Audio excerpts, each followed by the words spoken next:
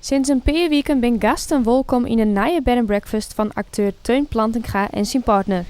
Met deze nieuwe invulling van het oude jachthuis in Rinsmegeest kunnen ze beiden haar een passie kwijt. Op een moment in Amsterdam draaide mijn vriend zich om en normaal die zat heel chagrijnig maar mij net zien praten. En toen zei hij van, wat gaan we in het leven nog creëren? En toen dacht ik, wat een diepe vraag, wat doe je mij? En we hadden dit pand zeg maar kocht, of een concept betocht, omdat we geen band krijgen. En we willen heel graag in ons leven wel iets together doen kennen. Iets nijlitten eventueel, in plaats van 2 banen, jongen die verschillend binnen. We komen ook jongens wat zin. Dus toen hebben we betocht, we willen heel graag een pand om te delen. Dat was voor ons heel belangrijk. En hier ooit een bed and breakfast dringen, misschien in Frankrijk.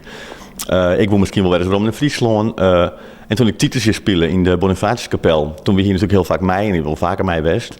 En toen dachten we van, god, Friesland vind ik mooi, de mensen zijn leuk. En, maar we deden het hinnen. En toen hadden we een concept betocht, dus het pand om te delen. En we woonden hoe maar eerst alles op wielen, dat we dachten van dat mensen bij ons komen willen, kunnen alles aan de kant. Of dan kunnen we creativiteit bieden om wat mensen graag willen.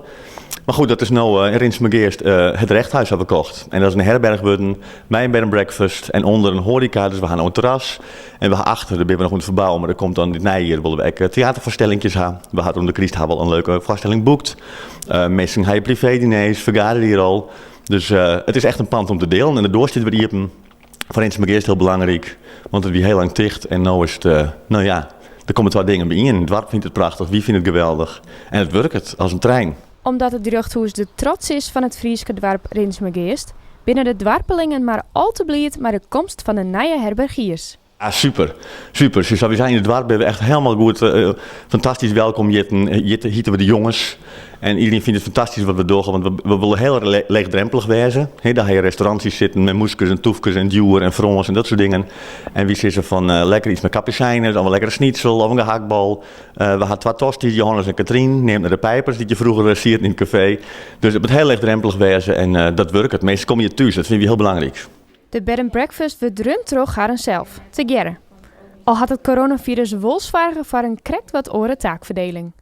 Nou zitten we eigenlijk bij de volledig in de herberg. Mijn vriend werkt nog wel 3 dagen voor de gemeente Amsterdam. Dat zou er eerst als is, dat er hier volledig in de herberg zoeken. En ik ben natuurlijk nog als acteur actief. Maar goed, dat voeling is helemaal voort. Dus nu zit ik volledig in de herberg en mijn vriend had nog 3 dagen in Amsterdam. Maar hier mij gelukkig thuiswerkje tot en met december. Dat ze meteen het hebben vanwege corona. Dus dat is heel fijn eigenlijk. En het is in die zin ook wel weer een voordeel dat ik kan helemaal lekker volledig nou de herberg opstarten, kennen leren. En ik vind het ook leuker dan ik toch kijk nog. Ik bedoel, ik vond het plan al leuk. Maar ik vind er ook wel heel veel in wat ik in mijn toneelcarrière ook vind, zeg maar. Ja, de mensen, de gasten, het contact. Ja, soms dan ren ik het terras op en dan zei mijn vriend, het is geen cabaretvoorstelling.